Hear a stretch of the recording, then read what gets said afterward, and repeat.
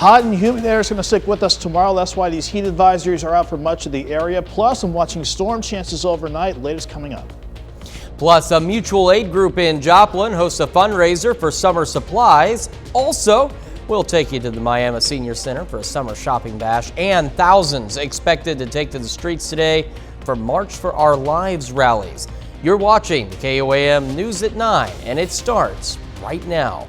Thank you so much for joining us tonight. I'm Chris Warner. Severe storms possible tonight and high temperatures through the week ahead. We're going to go straight to meteorologist Nick Kelly for the latest on that forecast. Yeah, it is quite a bit to keep an eye on as we go through the next several days, Chris. But at least this evening we kept things dry. This was from earlier, right before sunset. A nice contrast to the sky. That's because of clouds emanating from storms that we've been keeping an eye on all evening long. 68 this morning.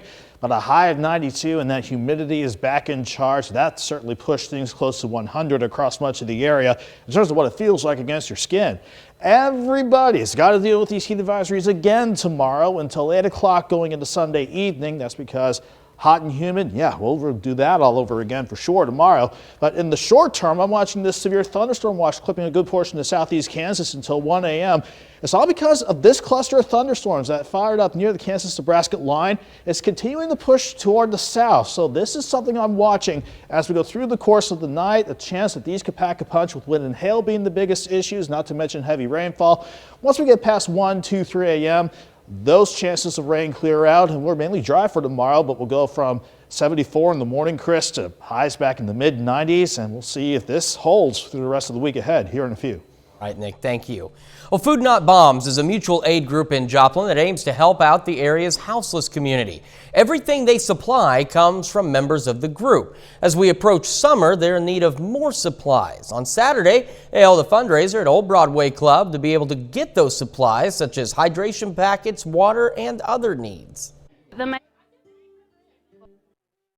Will go toward buying summer supplies. It's just so important that the houseless community stay hydrated during the summer.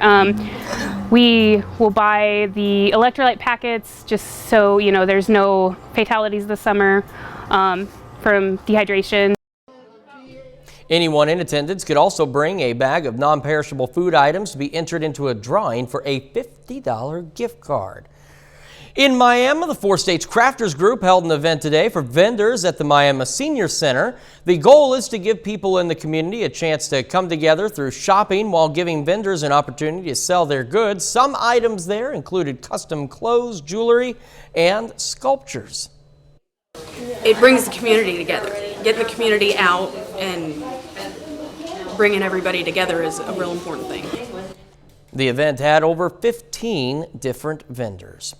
Today marks the 10-year anniversary of 24 Fitness Gym. They are celebrating by having vendors there and giving people a chance to lift and hit personal marks in the bench press. Gym started out with one location in Carthage and now has grown to 5 locations in Southwest Missouri. At the end of the day, that's what it's all about. It's just literally all about setting a community standard and knowing that we're all here to help everyone, whether it's in the gym or just in day-to-day life. Like, we've all just got each other's backs. They plan to open 2 more locations in 2023. Young anglers had the opportunity today to catch some fish and learn about fishing, conservation, and of course just to have some fun at the 21st Annual Kids Fishing Day at Kellogg Lake in Carthage. Participants brought their own fishing equipment, but the Missouri Department of Conservation and Carthage Rotary provided refreshments and worms to everyone for free. That's what this whole event is about, is giving the children an opportunity to find a lifetime event that they can participate in. Anyone in Missouri can fish this weekend for free, even without a fishing license. Wednesday was World Oceans Day, but to help celebrate, Creative Learning Alliance Center in Joplin set up some experiments and crafts today for kids to learn about how to save the earth, keep water clean, and a lot more. Creative Learning Alliance is excited to help kids learn hands-on and make it fun all at the same time. I get the enjoyment of watching the light bulb go on in a very real, hands-on way for kids, in a very non-textbook, non-school feeling kind of way. So even though we love the learning that they do at school, we also love the learning that they do out in the world. If you want to learn more about the Creative Learning Alliance, you can go to our website. That's KOAMnewsnow.com. Thousands of people hitting the streets in major U.S. cities for the second March for Our Lives rallies. They're demanding gun control action from lawmakers in response to a relentless surge of mass shootings across the country. Fox News correspondent Alexandria Hoff has the story. Well, student activists and gun violence survivors, they spoke to everyday shootings that don't often get a whole lot of coverage and the mass shootings that do. This is the second March for Our Lives rally. The first took place here in D.C. and around the country immediately following the 2018 shooting at Marjory Stoneman Douglas High School in Florida. The organization is student-led and demands sweeping legislative reform to reduce gun violence. All Americans have a right to not be shot, a right to safety. Nowhere in the Constitution is unrestricted access to weapons of war a guaranteed right. This year's rally comes in the wake of 2 mass shootings in less than 2 weeks last month. In Buffalo, New York, 10 people were murdered in a grocery store because they were black. In Uvalde, Texas, another 18-year-old shooter shot and killed 19 school children and 2 teachers. Democratic Congresswoman Cori Bush spoke of her own experience being nearly killed by an abusive partner with a gun. Background checks could have helped save me from a near lethal encounter with gun violence. Organizers say what made this year different from 2018 is that they have earned more bipartisan support and support from responsible gun owners. Do not run! There is no issue here! Now, a short but frightening moment did occur during a moment of silence for victims. It appeared that a counter-protester had caused a commotion in the crowd that caused hundreds of people to fear that person had a gun. They then charged for cover. Thankfully, the person speaking was able to calm everybody down. In Washington, Alexandria Hoff, Fox News. We take this time now to honor one of our many 4-state heroes. Staff Sergeant Andrew Shipp served in the Air Force in Afghanistan, his hometown, Parsons. And we're proud to recognize Staff Sergeant Andrew Shipp, tonight's 4-state hero. Of course, if you want to learn more about our other heroes or nominate one of your own, you can do that at KOAMNewsNow.com. After the break, the FDA has news regarding Moderna's COVID vaccine for kids under 5, plus a look at a unique vending machine in Nevada that's not dispensing soda or candy. Some promising news from the FDA about Moderna's COVID-19 vaccine for children under 5. New documents highlight the immune response from Moderna's COVID-19 vaccine in young children is looking favorable. This data comes ahead of meetings with the FDA's Independent Vaccine Advisory Group. They're discussing if the vaccine should get emergency use authorization for 6 months through 6 years old. In their trials, they found 2 doses of 25 micrograms 28 days apart gave similar immune responses to the vaccines given to 18 to 25-year-olds. It's estimated to be around 36% effective against symptomatic disease for 2 through 5-year-olds and 50% for 6 through 23 months. The vaccine was tested on the children when Omicron was dominant. Injection site pain was the most common reaction. The FDA also saying adverse reactions were uncommon. Trials included more than 6,000 children. Children under 5 are the only group that has not had authorization to get the vaccine. Well, it's easier than ever to get a COVID test in Nevada. All you need to do is go to a vending machine. So far, 2 machines are ready to use. One is at the Mesa View Regional Hospital, the other at the Bonneville Transit Center bus station. Here's how they work. Anyone can scan a QR code on the machine to get a PIN number. You type that into the machine, and it's going to dispense a free at-home COVID test. People can do it up to 5 times a month. The machines are funded by the CDC.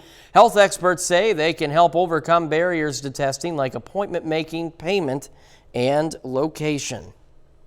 Although less than 2% of Americans identify as either transgender or non-binary, the ones who do are becoming more visible. According to a new survey from the Pew Research Center, more than 44% of U.S. adults personally know someone who is transgender. About 20% say they personally know someone who is non-binary. That describes a person who does not identify as either of the 2 traditional gender roles. The research also shows adults under the age of 30 are more likely to identify as trans or non-binary than older people. Well, after the forecast, rising gas prices break yet another record.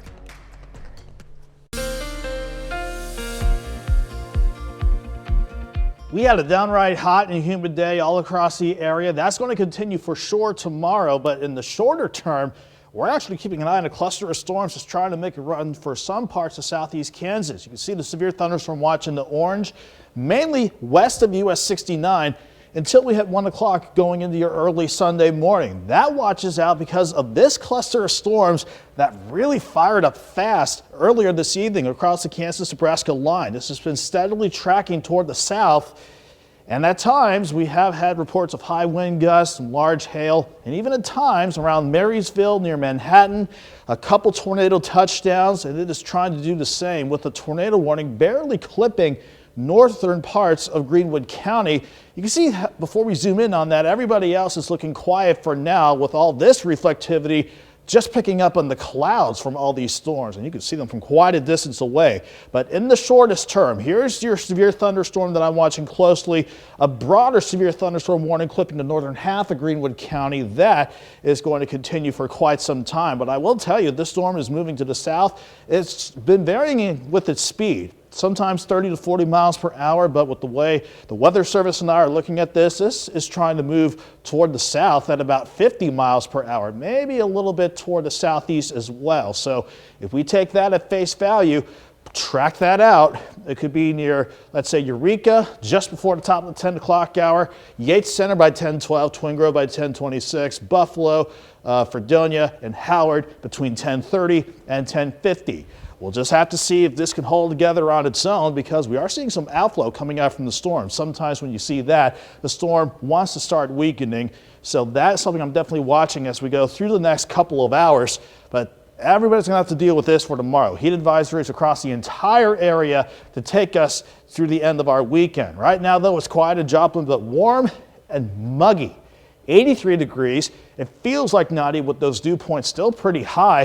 And it's not just Joplin. Everybody's mainly around 80, not pushing into the mid 80s. And it still feels like a lot of us either near or into the 90s late on this Saturday night. So I'm watching these storms closely until they either weaken or completely move through over the next 4 hours or so. And again, all these extra storms that fired up along the decaying warm front, that's staying mainly in northern parts of Missouri. Our main focus, though, once this quick system clears out, this building upper level ridge, that's going to really lock in the heat and humidity throughout much of the coming week. But still, I want to watch for this low severe threat at the very least, taking us until 2 a.m. Wind, rain, hail. Those look to be the biggest issues, but you saw that tornado warning out there. A very low tornado threat with the way things are looking. We'll keep an eye on this as it continues through southeast Kansas for the next few hours. And once we get past 2 or 3 a.m., that's out of here. We're dry for your Sunday morning with temperatures dropping back only into the mid 70s, I'm expecting, and not much of a relief from the heat as we go into tomorrow. 74 in the morning, 89 by noon, highs near 95. Heat indices well into the triple digits for tomorrow and Monday with a high of 94. Can't rule out a stray storm or two Thursday or Friday, Chris, but the main story for the week ahead, hot and humid with the 90s sticking with us. Nick, thank you. Up next, in Norway, if you're stuck on a name for your new baby, you can take it to the bank that IKEA can help. We're here to help. We are the 4 States Amputee Network. Sometimes you want to touch, sometimes you don't. Hurricane Car Wash. Nick, thank you. Up next, in Norway, if you're stuck on a name for your new baby, you can take it to the bank that IKEA can help. I know you're probably tired of hearing us talk about this, but this is a huge deal. This is the KOAM More Power Project. Here's what's happening. We're in the next phase now. So what may happen is your signal from KOAM or Fox 14 may become a bit glitchy next week. And if it does, worry not, it's a sign of progress. We're going to be broadcasting from a lower powered temporary antenna while a crew goes all the way up there and installs a new, more technically advanced, much more powerful antenna at the top of the tower. It is the final step in this More Power project, and this will allow some of our viewers who previously lost our signal to get us once again. And if everything goes right, we will be back online in full power by the end of this month. Well, gasoline prices hit a national average of $5 a gallon on Saturday, and the cost of gasoline is expected to keep climbing. Analysts say spiking gas prices mean households in the United States are spending about $160 more per month on fuel than they were a year ago. AAA says at this time last year, a gallon of gas cost just over $3. There's concern gas prices may not top out until the middle of next month, the time when the summer driving season traditionally peaks. In Norway, if you're stuck on a name for your new baby, you can take it to the bank that IKEA can help. Swedish furniture maker IKEA wants to help its neighboring country, Norway, which is in a baby boom. The company created a name bank with more than 800 listings available on its website for parents stuck on ideas or that might be just too exhausted to think. The names are both geography-based IKEA furniture names and names traditionally given to people. Norway recorded 56,060 births last year, over 3,000 more than in 2020. A major air carrier joins in shipping baby formula to the U.S. Delta Airlines will now be part of the White House's Operation Fly Formula. Passenger airline will lend its planes for the shipping of about 212,000 pounds of Kendamil baby formula from the UK. Delta will transport the formula from London to Boston and Detroit before being forwarded to retailers. The FDA said separately that Abbott Labs will ship 16.5 million bottles of Similac formula from Spain, but no date was given for that shipment. An ad submission test at Facebook fails detection of dehumanizing language. Two nonprofit groups, Global Witness and investigating partner Foxglove, say Facebook still allows ads filled with hate speech. Global Witness submitted fake ads to test hate speech detection, calling for the murder of 3 Ethiopian ethnic groups. Facebook approved the ads, which were never published. Global Witness contacted Facebook about the undetected violations. Facebook says the ads should not have been approved. Some angry Prime customers take legal action against Amazon for a delivery policy change. The e-commerce giant is facing a class action lawsuit after the company stopped offering Prime members free delivery from Whole Foods. Amazon started charging customers $9.95 for Whole Foods delivery last year. Suit suggests Amazon misled customers by implying the free delivery is still part of a Prime subscription, and Amazon advertises only a part of the price, revealing the fee at the end of the buying process. We're going to wrap up this half hour of News at 9 with some of the weirdest things people have left behind in their Uber rides. Uber has released its annual Lost and Found Index, and it includes everything from tater tots to grandma's teeth. The most common items left behind by rideshare passengers include phones, wallets, keys, and ordinary items carried in their pockets. But the bizarre things left behind do include tater tots, caviar, a pet tortoise, and a bucket of slime, just to name a few. The most forgetful passengers live in Austin, Texas, but Phoenix and Atlanta also made the list. Uber releases the list every year to remind its customers that they can use their app to get their lost and found items back. The cost is $15 to cover the driver's time and effort. Of course, rideshare passengers will have to decide if the left behind tater tots are worth it. I don't know. It depends on how long ago I left those tater tots behind. That's what determines whether or not the tater tots are worth it. I'm sure you know what I'm talking about. I'm out here just talking to myself, but I'm sure you know what I'm talking about. We've got 30 more minutes of news, weather, and sports coming your way when the KOAM News at 9 returns.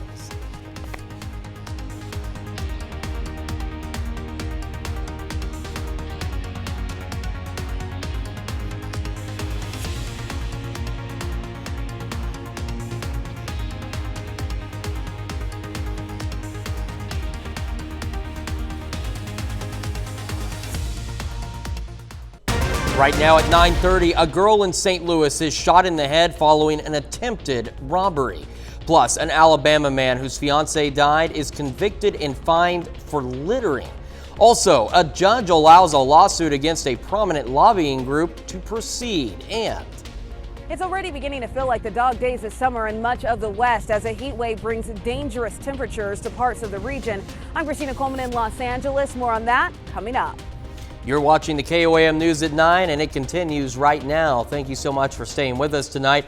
Gun violence breaking out this weekend in the city of St. Louis. That's where police say a 1-year-old girl was shot in the head and a 23-year-old man was shot in the chest Friday night.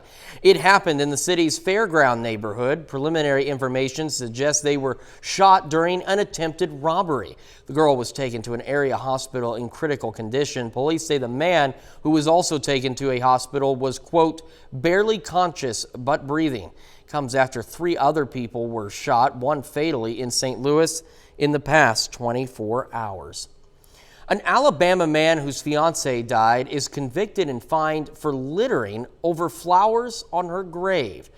Winston Winchester Hagens was convicted Thursday in Auburn City Court of criminal littering, given a 30-day suspended sentence and fined $300. His fiancee, Hannah Ford, was killed in a January 2021 accident. Hagens continually placed small flower planter boxes on Ford's grave against the wishes of Reverend Tom Ford, her father, who didn't approve of his daughter's relationship and signed a warrant against Hagens. A judge allowing a lawsuit against a prominent lobbying group to proceed. Manhattan Judge Joel M. Cohen ruled on Friday that a suit filed by New York State Attorney General Letitia James against the NRA will be allowed to continue. The suit involves financial improprieties alleged by the NRA. Cohen previously denied James's attempt to dissolve the NRA, but fines or remedies would be allowed if James prevails. The NRA sought to halt the suit, calling James's attempts a blatant and malicious retaliation. Watching the possibility of some storms and definitely some heat in the coming week, Nick Kelly joins us. Speaking of that heat, Chris, we are going to be back well into the 90s again tomorrow with the high humidity, so it's no wonder these heat advisories will cover the entire area tomorrow, taking us through the day and up until about 8 o'clock tomorrow evening. In the short term, though, we're still watching a cluster of thunderstorms, triggering a severe thunderstorm watch for a good portion of southeast Kansas until 1 a.m. going into Sunday. And this has been an impressive batch of storms. It fired up with some tornado touchdowns at times as it worked over Marysville, near Manhattan, and it's trying to do the same as it tries to cross over the Kansas Turnpike. So this is a cluster of storms that we'll watch to begin the overnight, but once we get past 2 or 3 o'clock in the morning, that's when the action will come to an end. Will be mostly cloudy but dry to start the morning out with lows near 74, but partly sunny skies and the high humidity, Chris. Couple that with highs near 95. It's going to be another scorcher tomorrow with the high humidity. We'll see if this is the trend for the coming week here in a bit. All right, Nick, thank you. As Nick mentioned, it's about to be a scorcher here, and it's been a scorcher in the southwest as temperatures in the 100s, some areas reaching as high as 115, create dangerous conditions for those who can't escape the heat. Fox News correspondent Christina Coleman has that story.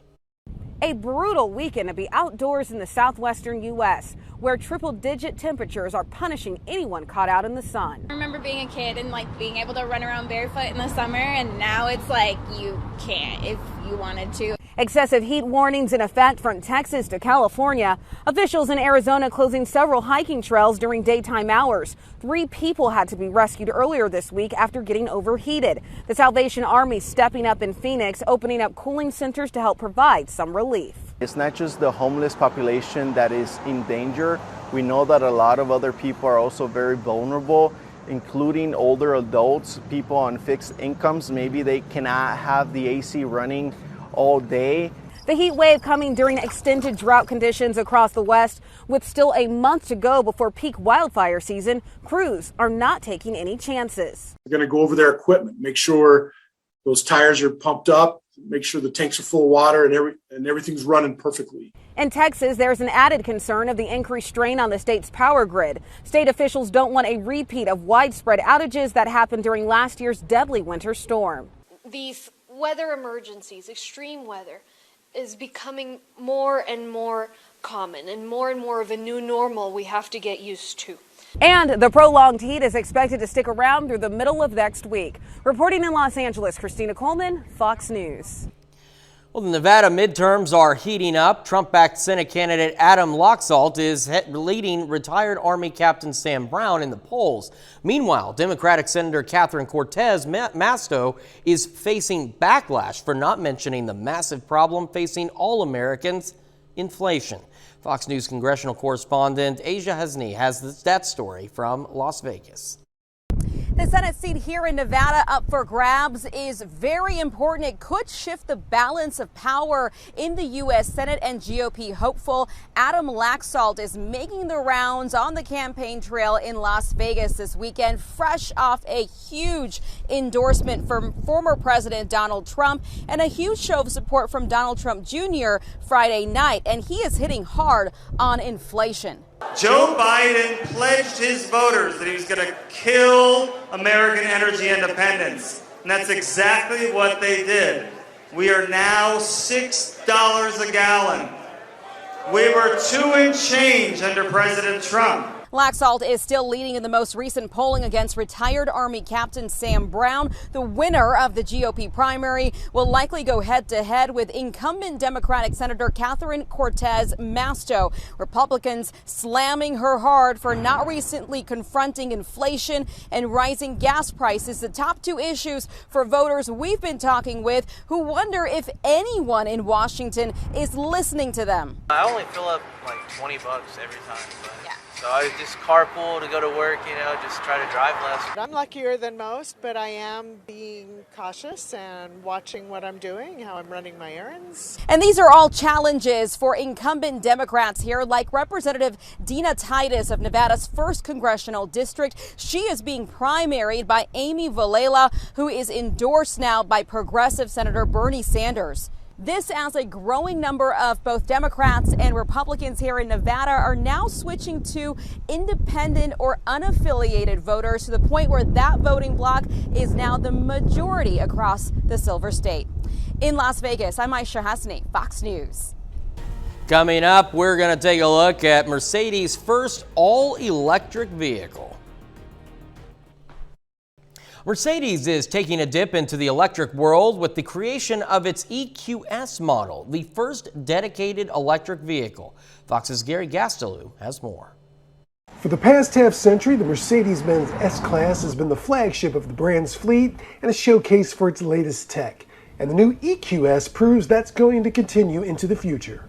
The EQS is Mercedes' first dedicated electric vehicle. This is built on a different platform than the gasoline-powered S-Class models, and at a starting price of around $103,000 is about $9,000 less to get into. The EQS comes with a 329 horsepower rear-wheel drive train that has a range of 350 miles per charge, but this one has the 516 horsepower all-wheel drive train that could still go 340 miles per charge. And they're pretty quick charges. At a DC fast charging station, you could fill this from 10 to 80% in just 31 minutes. Very precise. The full-size four-door is actually a hatchback and is filled with all of the luxury that S-Class models are known for, while its hyper-screen instrument panel takes things to the next level with 3 digital displays installed under a single pane of glass. The ambient lighting in the hyperscreen are absolutely dazzling in the dark, and the screen's pretty functional too, although as with a lot of touchscreen controls, it can be finicky to use sometimes. However, you can also use your voice. Hey, Mercedes!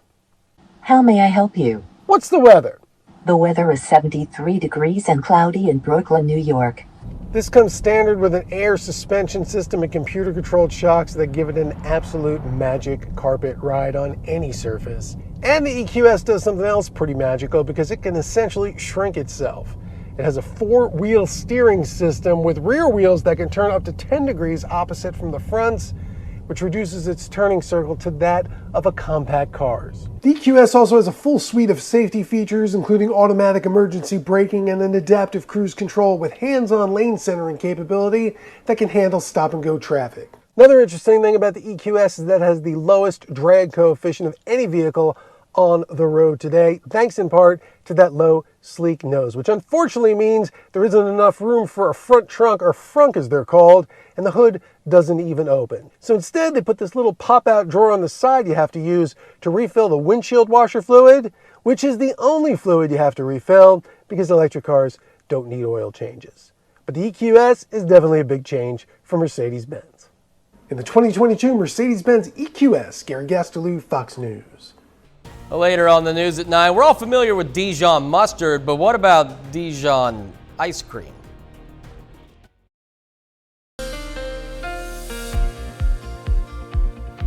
While the main story for today that will continue through much of the week ahead will be the heat and humidity, we have some storms we're keeping a very close eye on as we begin the late night hours. In the orange for much of southeast Kansas, that's a severe thunderstorm watch taking us until 1 a.m. going into your early Sunday morning, and it's because of this cluster of storms that has packed the punch as it crossed over the Kansas-Nebraska line back at the start of this evening. And at the strongest, these storms have dropped a couple tornadoes and produced wind gusts up to 70 miles per hour and some large hailstones too, trying to push up to almost tennis ball size hail. But in terms of where we stand, much of the area has been dry this evening and much of the area is still dry. That being said, that cluster of storms wants to try to work into more southeastern Kansas. At last check on the radar, this is your severe thunderstorm warning for much of Greenwood County north of 54 until 10:15 as we get into that part of our Saturday night. The tornado warnings with this have expired, but these storms are still trying to pack a punch with some half-dollar size hail and wind gusts pushing between 60 and potentially up to 70 miles per hour. So if we take the direction to the south, maybe a little toward the southeast, once we get past 10:15, this could be working toward verdigris by about, let's say 10:36. Fredonia at 10:56, Cedar at 11:03, and Neodesha, Independence by about after 11 o'clock. So this is the main area of concern that we'll watch for the next few hours. But as we go deeper into the overnight, that's either going to collapse or move on out so that we can start the day ahead on a mainly dry note. But the heat and humidity, everyone's got to deal with that, especially with heat advisories for much of the area until 8 o'clock tomorrow night. And you can argue it's still very warm and muggy out there. 83 in Joplin with the feels like temperature around 90 thanks to dew points sitting in the mid 70s.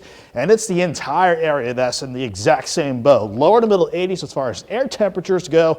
Some of us though still feels like we're either near 90 or into the mid 90s still. So even with this cluster of storms that came at us from the north, that got going because of a weak surface trough and the frontal boundary at the surface, but also because of this quick upper level wave. Once those clear out of the picture, that will not be enough to scrub out the heat and humidity. Certainly with this upper level ridge taking control tomorrow and lasting through much of the coming week. Before we deal with that, at least a low severe threat for areas north of, let's say, US 166 until about 2 a.m. That's when I think the worst of the storms will be done. High wind, heavy rain, large hail, I think would be the biggest issues. Can't rule out still a very low tornado threat as these storms continue toward the south. But you can see how, as we get more warmer temperatures aloft, it's going to kill off the thunderstorms, leaving us dry for your Sunday morning, but downright hot and humid for tomorrow. Disregard what the future track is suggesting as far as afternoon storms go. We're dry for tomorrow. 74 in the morning, 89 by noon. Highs near 95. And with the temperatures around 95 and the extra humidity, it's going to feel like between 105 and potentially some spots up to 110 for your Sunday afternoon. And we'll do it all over again for Monday. Maybe a little lower humidity, but highs near 94, heat indices at least in the triple digits. We stay in the lower to middle 90s for much of the week, Chris, even with a slight chance for a storm or two Thursday and Friday. And we're talking about warm and muggy nights too. Plenty of mid 70s on the board.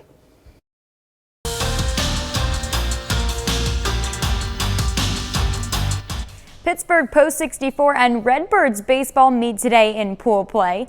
It's both teams' second game of the tournament.